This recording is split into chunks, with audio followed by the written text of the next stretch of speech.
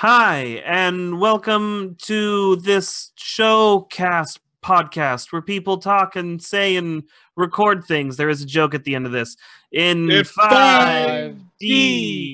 I know it's our worst one yet. No, Yeah. that was my example of that fucking Norseman show that Eduardo suggested. It's not funny. That's the joke, is that they go, so there's a thing, and then you do stuff, and then this is just common sense. Okay, bye. And that's the show. So you have watched it. We watched like the first 3 or 4 episodes and we're done. No, but do you realize what I was trying to say last time, where it was like, yeah, I get it. I just don't find it funny. Yeah, it's hard to appreciate that particular brand of humor. Sure. I'm sure it's for someone, but that someone isn't. There are some like off gags that they do that were funny. I mean, I chuckled. There were parts where I laughed. It wasn't devoid of humor. Yeah, it's exactly. just like after a while, my wife looked over and she was just like, "Okay, is there like some inside joke that I'm not getting?" And I was like, "No, trust me. Whatever you're seeing, you're understanding it.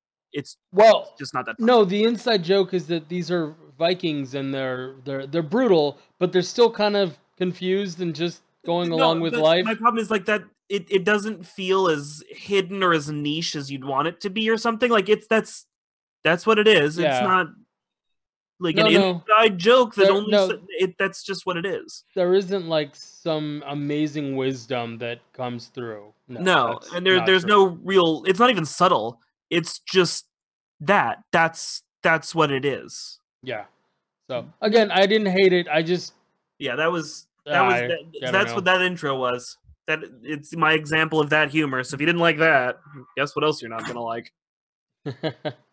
Well, speaking of Netflix shows, you guys thought I was gonna segue. No, I was gonna cancel it out. Do another anti-joke. Oh, fair enough. All right, another week. How's everybody doing today? I'm in first place on FML. You're are first place? No, just for this last week, and we'll talk about that. We are gonna motherfucking talk about that. We can open with it. It doesn't have to be. Sure. All right. Let's talk some Klopp's FML. excited. I knew this was gonna happen. Right. Klopp's. I hate to like put any sort of pin in this. I hope you're just excited in general, because there is an excuse as to why you did as well as you did. Apparently, you guys picked a lot more Smallfoot, or the app fucked up on you guys. Either way, I'm happy about it. No, actually, okay. Let me. I put it on screen. So here's what went down. He beat me by 14 million. It's a lot. Yeah, it is a lot. And here's why. Does that lineup look familiar to you, Klops? The Smallfoot and the other one? Yeah, it's like from the previous week. Yeah. Yes. So neither of us played. Here's week both 5. Forgot. Oh, that's even better. Yeah, I looked at it, I was like, wow, either they really, really picked shitty movies from last week, or... No, there's literally 2 empty fucking theaters on each of ours. What? Okay, no, I guess I'm just going to win this week. So, we were just... a couple more weeks of that, and I'll actually win the season. Well, I was sick, and I was tired, and I just gone back to work on Wednesday, and I had other shit on my mind, and Friday rolls around, and Bonsai sends me a message. He goes, "Oh shit, what time's the FML cutoff? Is it already passed?" I was like, "Yeah, it's at 9 a.m." I was like, "Oh shit, it's at 9 a.m." So we both look. We caught it at like 9:30. Yeah, we missed the cutoff by like 30 minutes. That's why I do my picks on Monday when we discuss about it. Well, and what's funny is I played one league, because normally I do the same thing. I'm at least looking at the picks when we discuss it, and I usually play 1 or 2 theaters while I mull over the other ones. So had I played the one theater that I did play in my other league, I actually would have beat you this. I got 55 million, which was still not even close to the top. It was still a really, really bad week with my picks, but I would have fucking beaten you had I played anything that I intended to play. But I didn't, and that's completely my fault. It's not an excuse. Yeah, Klopp, no. you get this one because of my negligence. Our negligence. This is your fucking furlough, is what it is. Yeah. Yay. Fucking. All right. Now let's see how this has affected the overall score. I'm in second. Yeah, you're in second now. I'm in second. I am up in third, but you're still, this week just let me catch up. That's all it did. I'm not ridiculously far off. Yeah, but you know what? If he gets a really good week Klops Oh, could he can make catch a up. total comeback. All Klops needs is one, like, oh shit, kind of like, I'm this close to the perfect fucking Cineplex. Or Yeah. honestly, just hit the perfect Cineplex. You'll pass us no problem. You're not that far behind. Speaking of the perfect Cineplex, this week surprised me. It was Venom, A Star is Born, and then the best of the rest for the rest of them. Like, Yeah, and what? like the last couple times I've played Best of the Rest, it's burned me. So I almost never play it anymore. And I don't think I would have, to be honest. I don't think I ever would have played it. All right, so the world is crazy. This week was a fucking, or last week I should say, was a fucking What are the blowout. picks for this week? Let's just, I'm not going to play all of them right now, but let's at least take a look so it's on my mind. All right, What are we week doing this week? 7. So Here we thinking? go. We got Friday. Sorry, we've got Halloween. Oh, yeah, that's going to be a release. big one. Yep. It's good release time. I think that's really the only one. Well, there's Goosebumps. I think Goosebumps is going to do well. Oh, Goosebumps 2. Wasn't Goosebumps 2 already? Oh, no, that was the House What's Got Clocks on the Walls. Yep. I honestly think the big ticket items are going to be Halloween, Goosebumps, and... Oh, no, Goosebumps was out last week, but so this week, the new ones, I have the phone will show you which ones are new. So, Halloween, The Old Man and the Gun, and Beautiful Boy. So all money's on Halloween, and the way, for anybody who doesn't play FML and is curious, the way Fantasy Movie League breaks up something like this, where it's like, well, that's what's gonna make the money. Like, it's a guaranteed, this is gonna make something. This is not just gonna absolutely tank, so how they break it up is you actually play Friday, Saturday, or Sunday, and you bet on which one you think is going to make the most. That is correct. And the prices are different for all of them too. So Friday's a little cheaper, or sorry, Friday's the most expensive, Saturday's a little cheaper, and Sunday's really cheap, but you got to bank on, is Sunday really going to outplay Saturday or something and like for a kid's movie, usually, yes. But for a horror movie, your Fridays and your Saturdays are going to be where the money is. This is Friday after work because everybody wants to go with everybody from work and be like, like this. No, but nobody wants that. But people do it. Put that out there. But people do it. Okay. But yeah, so that's the pick. So yeah, really, I don't really have much faith in Old Man and the Gun and Beautiful Boy to really place very well. Yeah, not with all these other things coming out. I am surprised how much Venom is still making. I haven't seen it. I mean, A Star is Born is actually still making a shit ton too. Yeah, but so here's the thing though. If you don't like comic book movies or horror movies, what else are you gonna watch? That's fair. So I think that's why they're making it. Yeah, it's a hard call as to what's gonna really stand out. Because again, Friday the 13th is gonna make money. Yeah, I just so want to mention that shot for people watching the live stream was all of us looking down on our phone, nobody looking remotely at the camera or the screen. Y'all a bunch of millennials apparently, and myself included. No, it's just I can see more options on this than I can on what you put up. I gotta if I want you to put something like do this, and then I gotta wait a couple seconds before I can see it because I'm not looking at it live. It's easier on the phone. Don't fucking judge us. Don't put us in your box. Don't put us in your bullshit millennial. You're literally in a box. Doing my picks.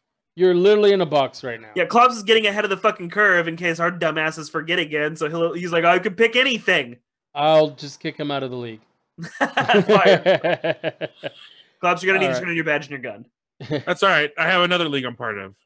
Yes, I'm in 4 leagues. Yeah, I chose 2, and I barely have time for those. So okay, there is an update. We finally did a full round of the Shadows of Brimstone. How was it? Was it everything you dreamed of? It was fun.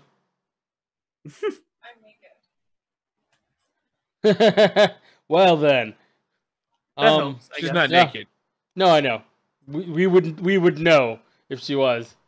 It's happened before. It has. Down to the fucking mailbox to get Dylan's package. I had to. What was it? Edit. The word is edit. Good God, today is one of those days. So we played Shadows of Brimstone. It was fun. We're still not playing it right because apparently you have to spend another $100 to get more characters and more figurines and more enemies. And you know what? After the first night, I wasn't sure I wanted to make that kind of investment. Gonna put that out there. But no, so far fun. I still want to play the Ghostbusters game, man. Those figurines came pre-assembled. Yeah, you've been dying for that Ghostbusters It's the same kind of gameplay. I know. It's Once tiles and figurines. Next time you come up, bring it and we will play it. I'm down to play it. How many players is it? It's a Four. The problem is it's specifically 4. Yeah. Right. That's fine. Eduardo, quit inviting so many people over. Suck my balls. I think this Friday it's going to be shorter, or less people. So I think it's going to be probably Klops, Edge, Chris, but anyways, who gives a shit? Nobody in the podcast gives a shit. Shadows of Brimstone. It's a cool game. It's a Lovecraftian game set in the Wild West. But here's the really kind of interesting part. You can actually, some of the modules, you get warped into another world, or an alien spaceship crashes and you have to explore it. And there's more Lovecraftian horrors. I'm not even joking, dude.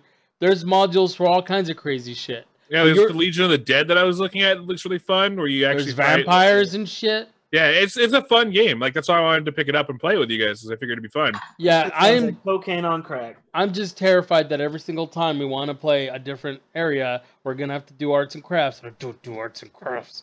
That's not a problem if we do that ahead of time, though. No, I refuse to do arts and crafts. I don't even make models, motherfucker. If I could pay a little Chinese boy to just assemble them for me, actually, I don't give a shit about his ethnicity. If I could pay a little boy to just assemble these models for me, I would. That's so progressive for you. I was gonna say, But still sexist. man likes to put stuff together now. And not little person. No, but see, here's the thing. If I had a little girl assembling models for me, the Me Too movement will fucking have my ass. Yeah, that's fair. I'm just saying. You So me specifically. Yeah, just you. All right. So we did talk about a movie that I wanted to see, but like an asshole I didn't. But Klopp saw it. Did you end up seeing it, Bonsai? The Bad Times at the El Royale? Should I tell like a small personal story? If you like to, the graphics already up, so we talk about this bitch. So just really quickly, Friday was supposed to be our 12-year together, 1-year married anniversary. But yeah, they did things ass backwards. But we had, all these different home emergencies that kept coming up. We're about $21,000 deep in home emergencies. So we were like, it's our anniversary, but we don't want to do anything. And then last minute, we're like, you know what? We made reservations for a place. We're going to go. We're going to hit this reservation. We're going to go to this fucking restaurant. We're just going to do it. We're going to spend the money. Fuck it. And then we were having some electrical work done as part of said emergencies, and the guy just kept going and going and going and going until we missed our reservation and just ended up ordering Pizza Hut and watching Starship Troopers for free on Amazon. Oh, dude, you should have punched that dude in the taint. I mean, but it was work that had to get done, and I'm glad he did, like, all of it in one day, especially with how much we paid them. Like, I didn't want to drag it out, but we still missed everything. So yeah, so like we didn't go see a movie. We didn't do anything this weekend. We didn't do shit this weekend because we were like, fuck this weekend. We're done. We're so done. After like, it's just been 3 weeks straight of like, here's what else is wrong with your house. Fuck you. So yeah, anyways, that's like a really long fucking roundabout way of saying no, he didn't see it. But Klops, you saw it, right? Yeah, I saw the Bad Times at El Royale. Honestly, I really liked it. Like, Tell me I liked about it a lot. It's so for people that don't know, it's a how to put it. It's kind of a thriller. It's an ensemble movie, right? Well, it's an ensemble, but it's more of a thriller, and it has basically 4 or 5 main characters that you get to notice right off the bat. We have Jeff Bridges, who plays a father, a Catholic father, a priest, who's kind of he's just someone's daddy. He's got a colorful past, and that's why he's a father in the Catholic Church. Then we have was it Cynthia? I can't pronounce her name. Evilo? I don't know. I can't say her name, but she plays Darlene Sweet, who is the kind of down on her luck singer. She's like a lounge singer. Okay. Then there's what's his name? John Hamm, who plays the Southern gentleman vacuum salesman. Dude from Mad Men. Is he from Mad Men? I don't know. I haven't watched Mad Men. That's the main guy in Mad Men. Then you have Dakota Johnson, who plays a on-the-run hippie, and worst kind of hippie. Well, she's running. She's got her purpose for it. I can't find the last one, but he plays the Belkeep. I can't remember his name. But all the actors and actresses' performances in this movie is like top notch. Like you can feel and see the emotion on them, especially like Jeff Bridges was going through a scene and he's talking about stuff, because I don't want to ruin too much of the movie, because it's a really good one to watch and you want to like unravel the mystery as it goes along, but you can just see the emotion in his eyes and on his face, like if you were like there, Jeff Bridges is generally pretty good. Well, the only other experience I have him in is as the dude from You ever fucking saw Tron? Or R.I.P.D.? I haven't seen R.I.P.D. I did see Tron. Wait, was it the original Tron? The original Tron and the new Tron. He's in both. He's in both. Oh, I had no idea. Yeah, He's in both. He's the guy. Like He's the guy The dude. No, like dude. the dude who gets sent into Tron. I forgot about that, man. I haven't seen Tron since I was a kid. He was in like True Grit. I had no idea that was him. So my only association with him was as the dude. That's the worst movie. Yeah. No, it's not. I love him in that movie. Out of all those movies, I'd say that's the worst one. I don't know. I really liked. I can't even remember the name of it. My memory's been shoddy today, man. Let me tell you. Big Lebowski. Big Lebowski. That's right. Awful. But anyway, this movie, for me, with its timeline and its storytelling and its visual storytelling and the performances from the actors and actresses, is really well. I'm going to add this one to my fucking collection. Like, it's about 4 people that go to this hotel that's kind of long past its glory days, and they have the choice of either staying in California or Nevada because it's right on the border. How that happened, I have no fucking idea. But actually, it's a really thin border. Yeah. You can literally like stand between the two. I've done it. That's for New Year's. I did it. I celebrate New Year's in 2 different states, and drunk me was very happy about it.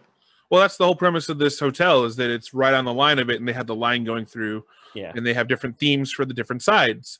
However, the hotel itself, only the main part of the hotel is open, and the rest of it's all shut down because they lost their gambling license, is what they say. So then the Nevada side is shut down. Pretty much. Well, no, the Nevada side is still open on the main lobby. It's just all the rest of it, because I guess there's more to that facility than just the parts that we see. Sure. Okay. Is still open, and it's kind of a thriller between the cast, and you don't get to know everything goes on with it. And it was a really good, fun ride, and it leaves no loose ends. They tie up all the loose ends, so there's no real questioning of like, well, what about this plot hook or this plot line? So there's also not a number 2. There might be. There very well could be. I'm not saying that there's going to be, because I'm not sure if there is or not. And I'm not sure if this one really needs a number 2. Well, most movies don't, but they get them anyways. I mean, I'd be thrilled to see a second one. I'd like to see where that... You'd be thrilled to see a second to this thriller? Yeah, to see what happens or what they're going to do with that kind of storytelling, or where they're going to take place of it. Because it's a timepiece. It's set in 1960. And it's very historically accurate. There's... down to the cars and the wardrobe and the lingo and everything, but also it's not super time period oriented. Like, it doesn't. So they say the grow word a couple times, twice, matter of fact, and it's always by the Southern gentleman. It's never by anybody else, and they don't do it more than that. So I don't feel that it's like out of place in the movie. It's not overbearing with its timepiece kind of thing. Time period. And so I feel that it was the kind of right amount of like being historically accurate as well as being kind of a thriller movie. Do you think this is Oscar worthy? I would think the performances are. Okay. The movie itself, I'm not so sure if it should get an Oscar. But then again, I never really followed the Oscars anyway. Fuck the Oscars. It's definitely one to go see, definitely. Yeah, that is generally my attitude towards the Oscars. Like, who gives a fuck? Y'all a bunch of bitches. Fuck people named Oscar. What? I have a cousin named Oscar. Fuck that guy. You met him. Fuck him. But okay, well, that's kind of fair. Did you check anything? I don't want to say too much about the storyline and stuff. Yeah, that's one. I'll cut you. It's one. I'll cut you. It's one that you should definitely go and just be along for the ride.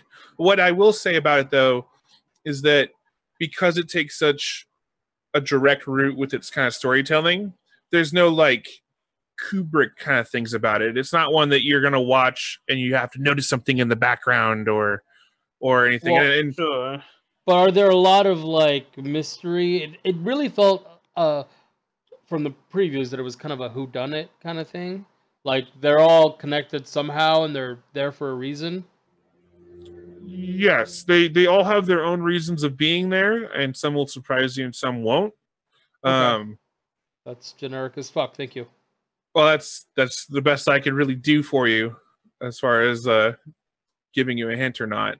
Okay, Yeah. how many Chris Hemsworth white guy mustaches do you give this? I would give it a 9.5 out of 10. Wow. It was Wow. really good. There's very minimum kind of cliche things, or why is this going into a plot hook kind of thing. And I feel that it's very minute to the point that it shouldn't really matter. It's going to be one that's going to be added into my collection. I will say it is a longer movie than I thought it was going to be, which wasn't a bad or a good thing. I was about to It's say, like, does it get slow at periods? the whole movie is kind of a little bit slow. It's not drawn out by any means. Like, it doesn't feel drawn out. It just feels like it's a slow pace. It's a very much slow thriller. It's not, all of a sudden there's action happening or something. It's all about the build. It's all about the build. And the Benjamins, that's what I'm told. But this is probably the one that I go around showing other people. Like, oh, you didn't see this movie? Here, I'm gonna fucking put it on. Yeah, but you also like weird stuff, so it's hard to take a recommendation from you sometimes.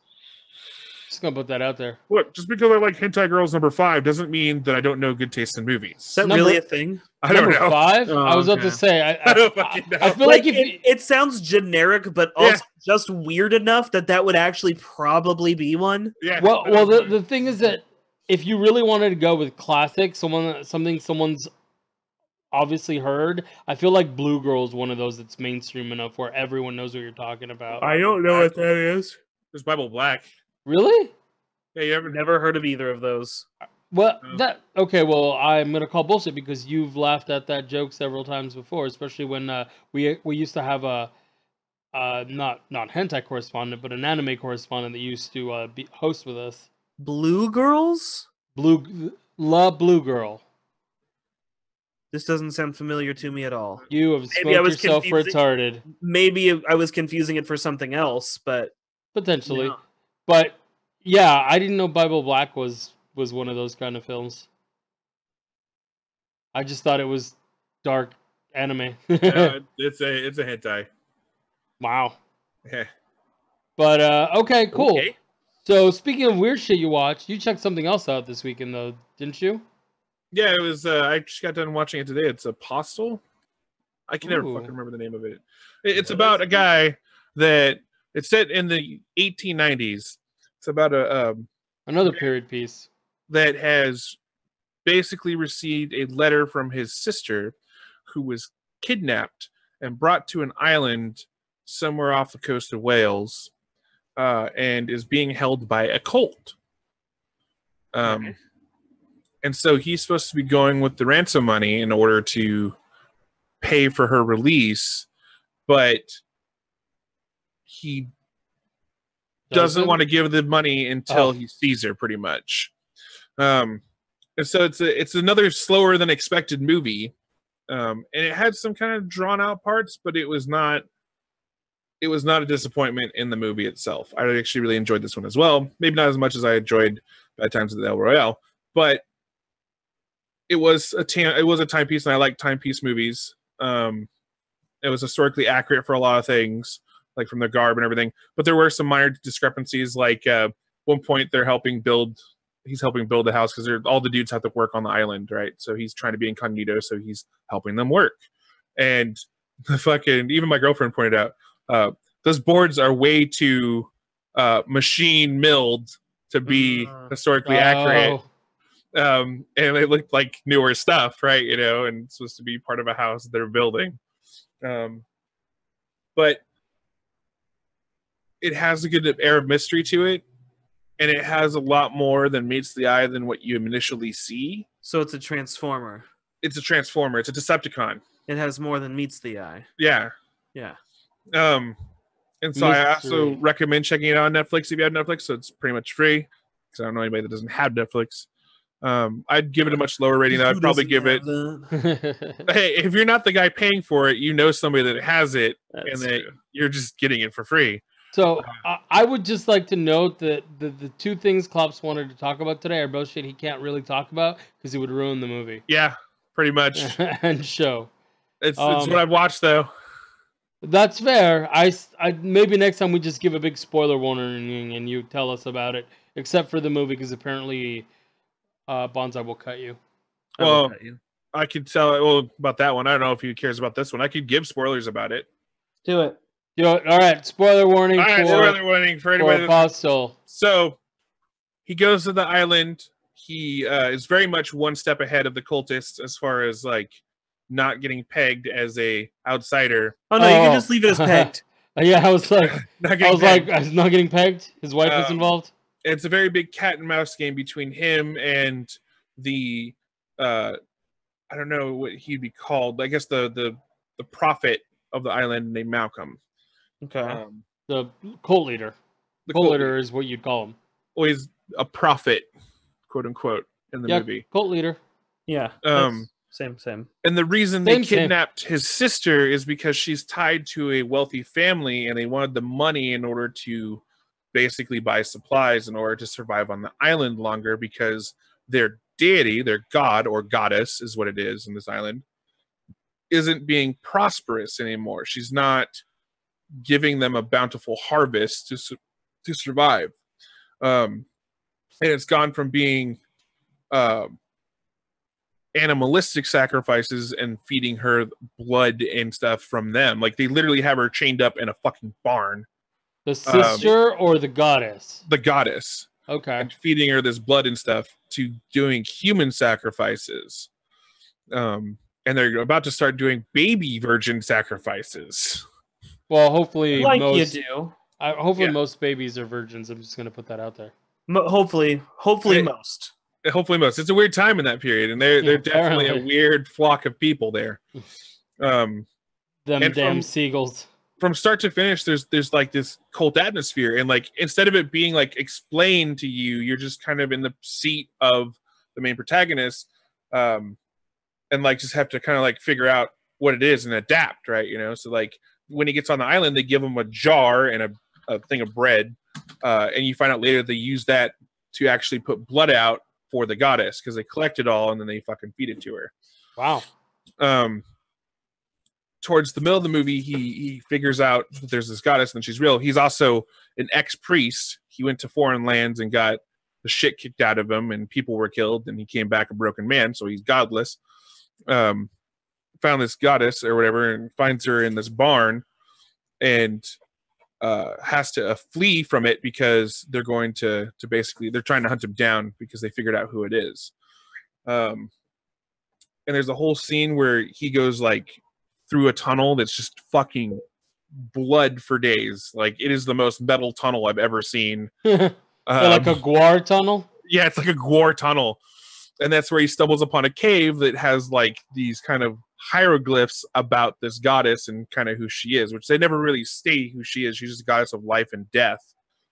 So is she really a goddess, or she's really a goddess? Oh, she is really a goddess, and she likes him because she wants him to kill her, to free her from her binds, because she's chained up and like has this like tree overgrown her and everything else, and she's losing power because these people are basically turning her into a machine. They're force feeding her sacrifice in order for bounty, and it's just not working anymore.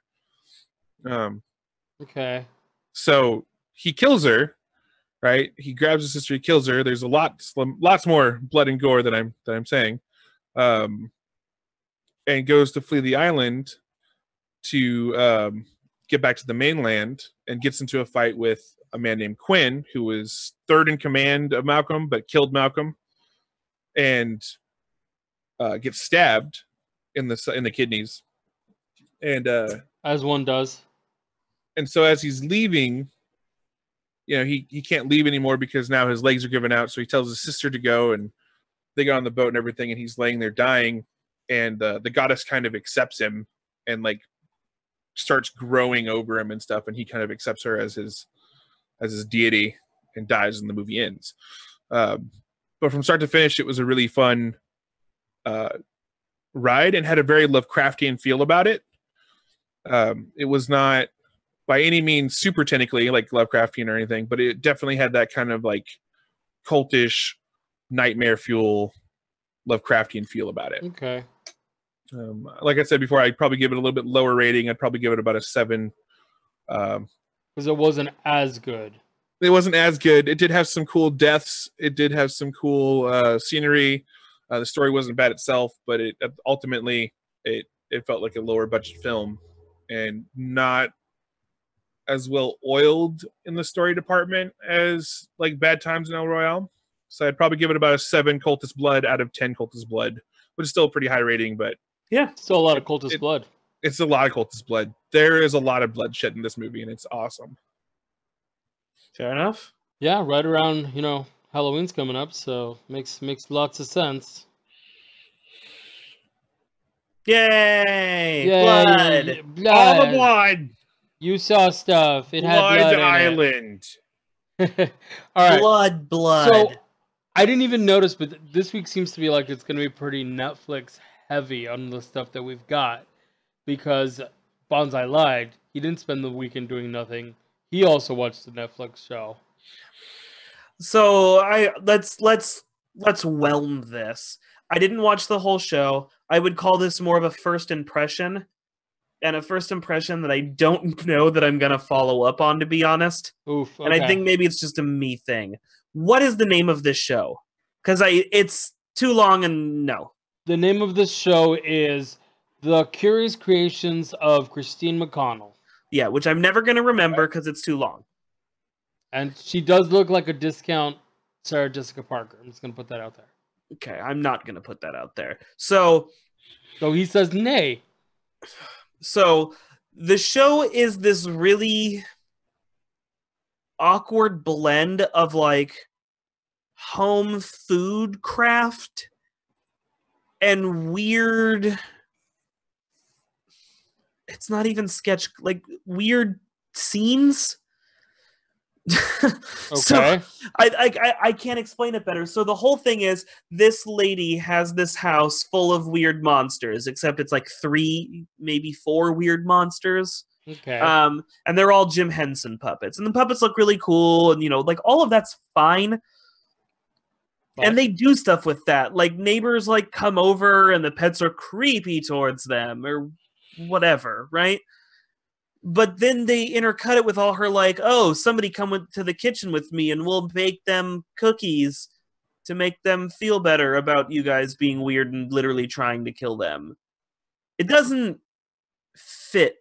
It's right. Like if the Addams Family had a cooking show? Kind of. Yeah. Okay. So and it's not that it's not funny. Like bits of it, like I laughed. There were good jokes. It just doesn't fit very well for me. And then a step beyond that, the stuff she's cooking and making, this isn't like Alton Brown making stuff or like even like a cooking competition show. A lot of not all of them, but a lot of time you're like, I could maybe make something like that. This is like she had a food airbrush and she was making castles to go around her cake, and not like fondant castles, like sculpted sugar and dowels and like carving tools and like precision castle. And I was like, who's doing this? So what you're saying is the monster lady's not very approachable.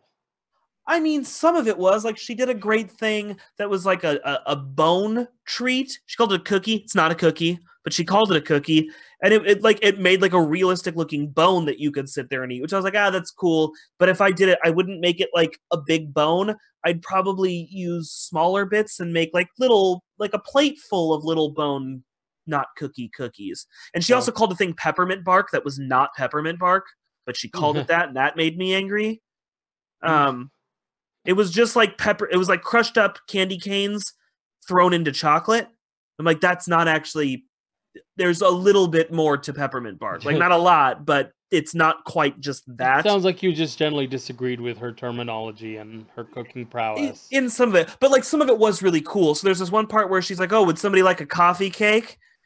And they were like, "Yeah." And so she wheels out a giant muffin and a coffee pourer. But the giant muffin is actually the coffee container, and the giant coffee pot is actually a cake.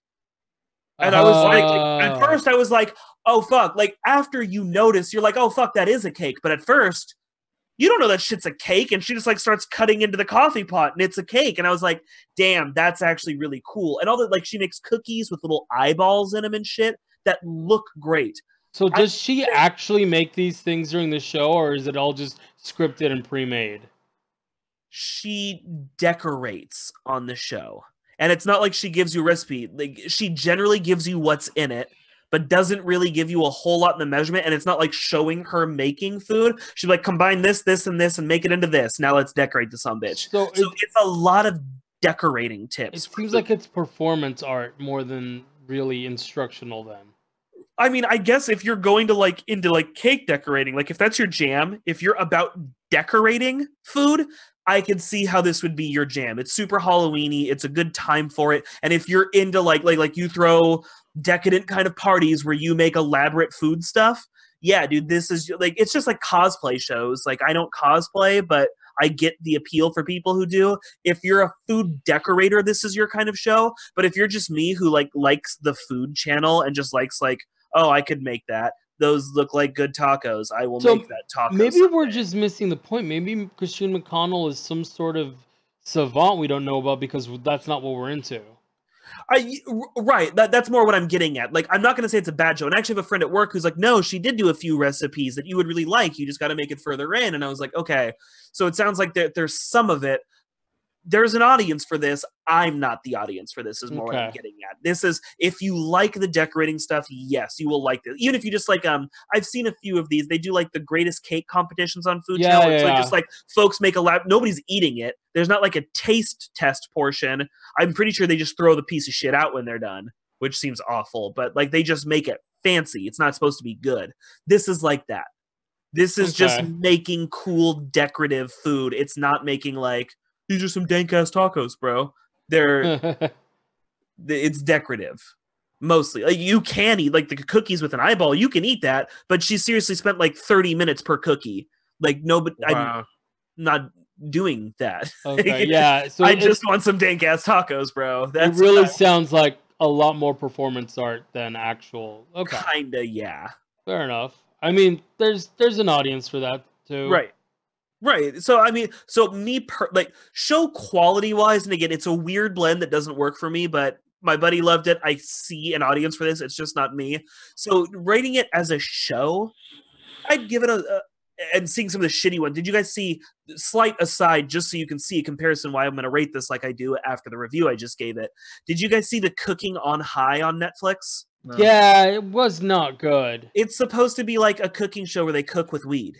That's the whole thing. But you can see the budget on this show. And it's like, anybody got a 20? That's the budget on this show.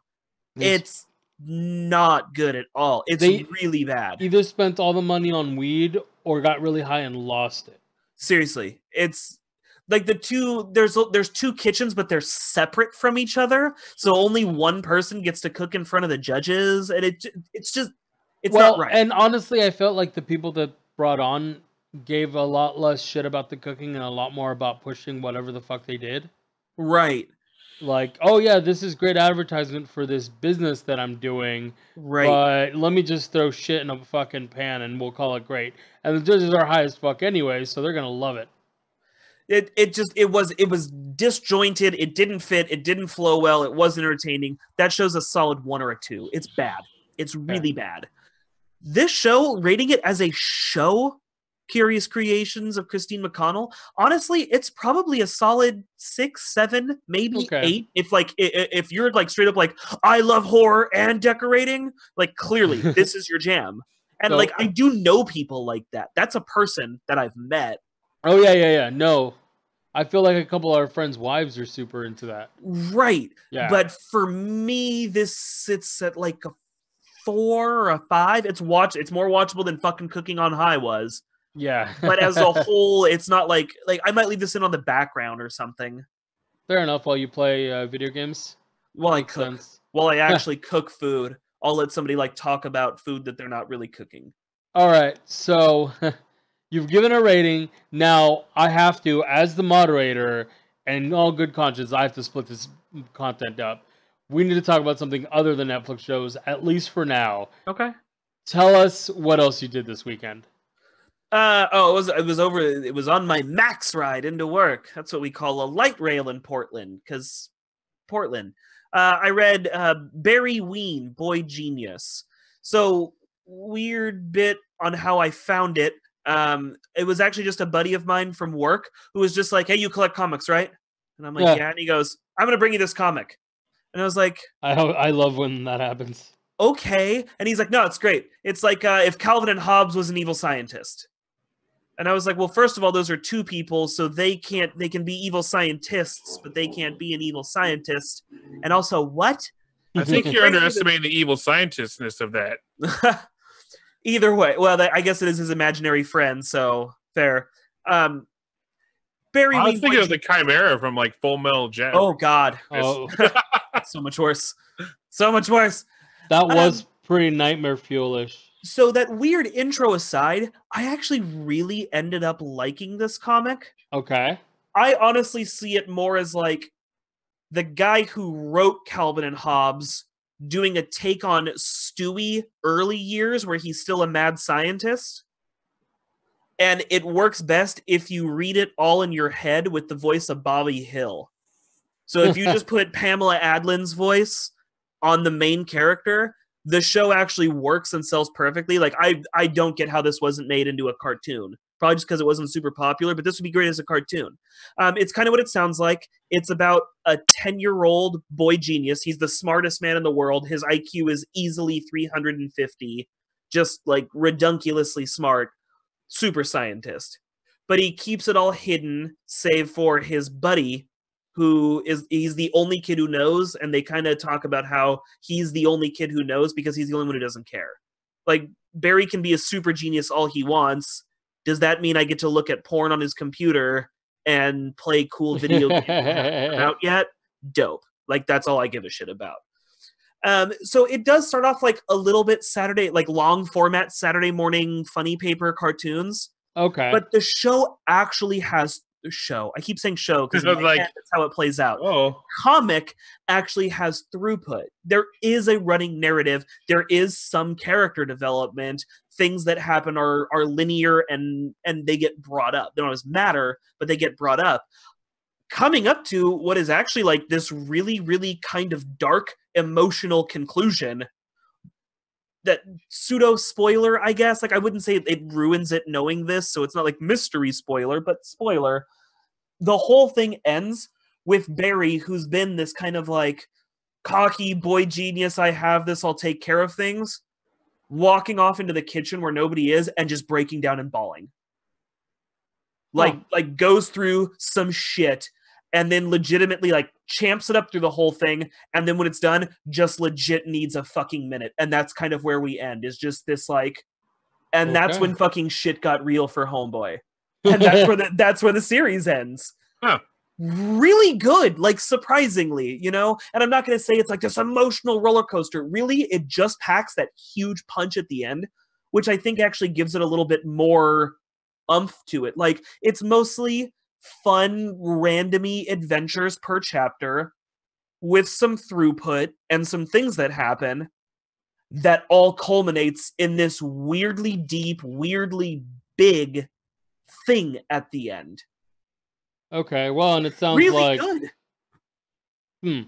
And you're also trying not to spoil things. I get. This is the We Don't Spoil episode. No, I mean, like, I guess I can spoil it. It is no, don't spoil it. I want to read it.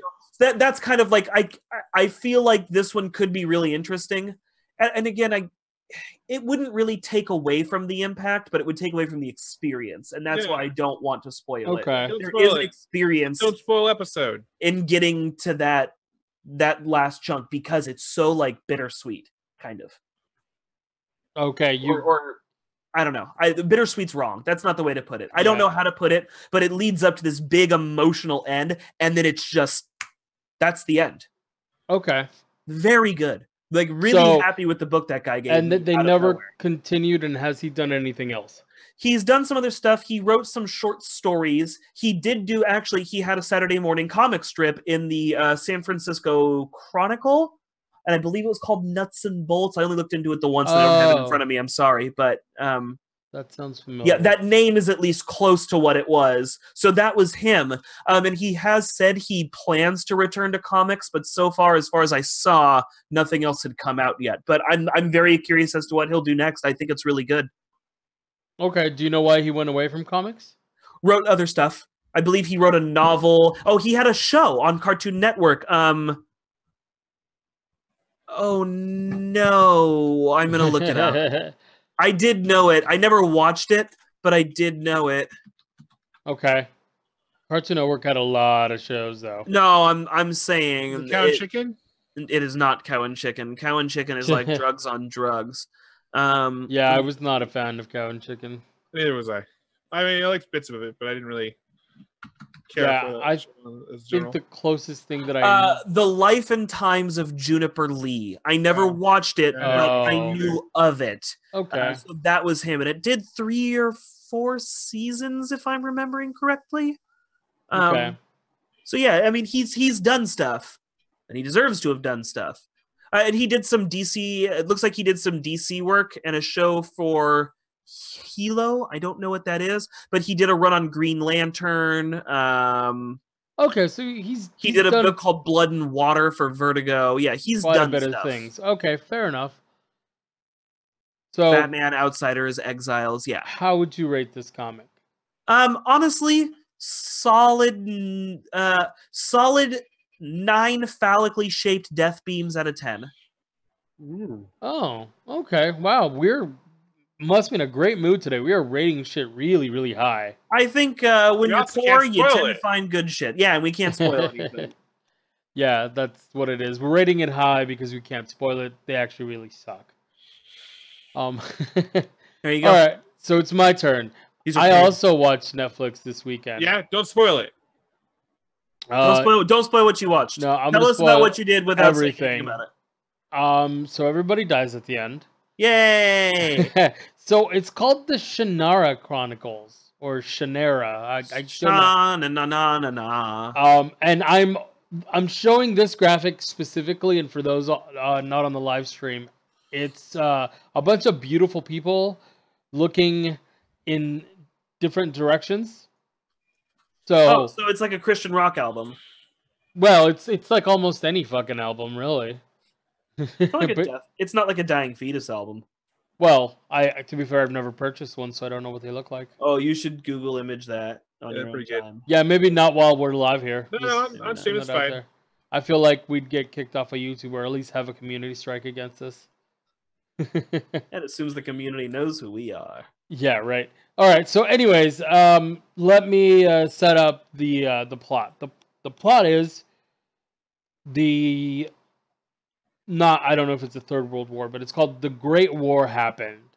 There was explosions, there was all kinds of craziness, and society as we know it ended. This is post-apocalyptic, of course. And here's the weird part, though.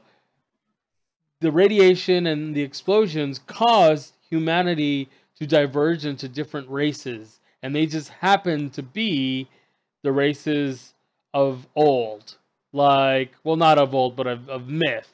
You've got short folks that they call dwarves. You've got weird-looking folks that they call fucking shut up, gnomes and shit. What? Shut up. What do you mean? Orcs. Oh, I don't know if orcs, but trolls for sure. Why are you saying shut up? It's not orcs. This is what it is. It's stupid. However, there are elves, but they just came out of hiding, and they haven't really explained. Oh, right. So it's fucking wizards, happened. But even dumber than wizards. I don't know what wizards is. The movie Wizards? Yes. I've never seen the movie Wizards was awesome. The movie Wizards is awesome. Doesn't mean it's not stupid. Okay, so awesome you're actually kind of touching on a point that I'm going to make. So anyways, this is years later, and they have the elves have this tree that has a demon army trapped, and the tree is dying. So, in the quest for more pants, you have to go do a thing to save this tree, to retrap the demons that were trapped by this guy named Shannara, or Shannara. And their trap was caught in our trap, and it had a baby trap. And yeah, right. Then they used the Ghostbusters trap. And anyway, so this is the story of the last descendant of Shannara, which was that great king that trapped the demons and did this whole thing, and they have to go on a quest. And he's on his quest to get laid to make more heirs. To be fair, though, so far, I think we're half a season in, and homie's gotten his dick wet at least twice. Hey, you know, just putting it out there. He put it in a lake. Yeah, he was swimming. Well, if we're counting that, it's like 6 or 7 times. Homie doesn't know how to not fall in rivers and lakes. It seems like a detriment. Yeah, right. So here's what it is. I'm not gonna spoil more because apparently that's the kind of fucking episode we're having. He's not gonna spoil it, but apparently he is gonna freeze frame. It is so many. Well, he's probably still recording. It just matters if he's noticed recording. Or not, but here's my biggest issue with this show so far is think of every Lord of the Rings trope, every fantasy trope, and they hit it on the nail on the head. And here's what's really fucked up. One of the characters, the actor that plays the druid, also plays Deadshot in the Arrow show. And he was good in that show. And here it's just, I feel like it's just Deadshot, but, you know. Not dead and not shot? But legally distinct enough to not be Deadshot? Exactly, he's just Druid Deadshot. So, it's not a bad show. It's just a little bit too... it is basically the Mortal Instruments, but with better acting, is what I feel like. And we reviewed the Mortal Instruments here recently, which is why I can bring that up. Is it live action or is it anime? It's live action. Oh, gross. Yeah, this whole time you were like, well, this, I guess, works as a cartoon. Yeah. And then, no. No, it doesn't. It's live action, but let's talk about some of the tropes that they've hit. Post-apocalyptic. Yep. Normal humans are really in the past. Yeah. Okay. They've also hit the chosen one doesn't know he's a chosen one, but finds out when his parents die. Okay. Total misunderstanding with dude and girlfriend, but no time to explain. Oh yeah. Okay. Yeah. So no time to explain. They literally Gandalf the druid. Oof. Yeah. At one point, I guess this is a spoiler. Okay. At one point he dies. He's ready to go, but it's not his time. So, and he comes back more powerful. So they Gandalfed him. Wow. Yep. They did the trope where the king gets taken over. Yeah. Yeah. So this is just 6 out of the many, many tropes, and I'm not even a season in. So I mean, it's a live action show. I haven't really come across too many of those that haven't done a bunch of tropes and aren't predictable. That's why I don't watch a lot of live action shows. Fantasy. But again, I feel like if you've never seen Lord of the Rings, you'd enjoy this. I feel like if you haven't seen TV in the last 5 or 10 years, this would be great. No, but if you're like, 13, 14, and you're not quite adult enough yet to watch the Lord of the Rings. Your body in new and magical ways. Actually, yeah, some of that. Is it similar to like Legend of the Seeker? It's closer to Legends of the Hidden Temple. I would enjoy a shit ton of that. Legend of the Seeker. Why does that sound familiar? I feel like I saw that. Because there was another fantasy show that was... My wife watched that one. It was okay. It wasn't the greatest. This isn't terrible. Dude, it's got a pretty good lineup. The guy who plays the Elven King, he was in Sliders. He was like the professor in Sliders. The fat guy? Yeah, well, he's not fat anymore. Homie's lost all the weight. Really? Yeah, he's in this, and he doesn't do a terrible job. He's not bad at this. my problem with live action shows is the predictability of it, though. So it's like if I'm walking in there going, and then this is gonna happen, and then that thing keeps happening, I'm just like, Roll died. I don't care anymore. To be fair, though, we've watched enough stuff where that's just how it works for us now. We're Right. like, oh, yeah, I'm not seen that. saying- That's a thing that they've done before. Sorry, his name is John Rice Davies or Reese Davies? John Rice Davies. Yeah, he's done a lot of cool stuff, and he's kind of known for fantasy / sci-fi / sometimes B, but sometimes borderline on great. His performances are always over the top and amazing. Like, he's like pretty Bruce great. Campbell over the top and amazing. Or I'd say more like classy English gentleman over the top. I like to think that I'm a classy English gentleman. You're not. I mean, anyone tries to pretend to be that, it's Eduardo. All right, that brings us. Eduardo, give it a rating because we're at about that time. Yeah. Sure. I'll give it. I would say 4 wannabe Twilight love triangles out of 7 wannabe Twilight love triangles. That's still pretty high. We are pretty things pretty Yeah, high. like I today. said, I didn't hate it. The acting's not terrible. There's plot points, and I mean, There's stuff. there's Stuff happens. like I'm interested in seeing where the story goes. I'm just like tired of calling it. So. Fair Oh, enough. and sorry, Manu Bennett is the name of the actor that was in Arrow as well. That was his Oh name. yeah. He played. I apologize. He played Deathstroke. Okay, yeah, very Not- different characters. Not Deathstroke's dead. Death? Not Deadshot. I always fuck those names up. Not the characters. I can tell the characters apart, but the name bones me. Okay, Alright. play us out. That brings us to the end. Check us out on twitch.tv/Metagame Network. Tuesday nights we do multiplayer night. We play some interesting games, and we play them too much and over, eroding. Sorry, lost my train of thought. Anyways, also check out our website, 5dpodcast.com, and join our FML League. Shoot us an email or contact us via YouTube, and we'll add you. Let's bet on some movies and shit. Last thoughts, Klops. I really need caffeine. Hopeful. Bonsai. Let's bet on some movies and shit. That's gonna be FML's new tagline. I'm okay with it.